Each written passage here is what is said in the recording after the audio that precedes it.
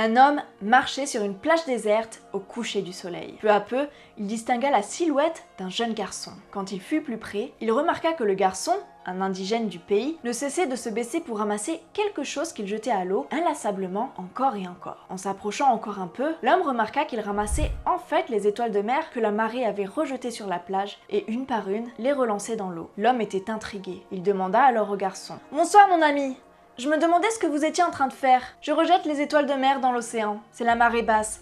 Et toutes ces étoiles de mer ont échoué sur la plage. Si je ne les rejette pas dans la mer, elles vont mourir. » « Je comprends, » répliqua l'homme. « Mais il doit y avoir des milliers d'étoiles sur cette plage. Vous ne pourrez pas toutes les sauver. Il y en a tout simplement trop. Et vous ne vous rendez pas compte que le même phénomène se produit probablement à l'instant même sur des centaines de plages tout au long de la côte. Vous ne voyez pas que vous ne pouvez rien y changer ?»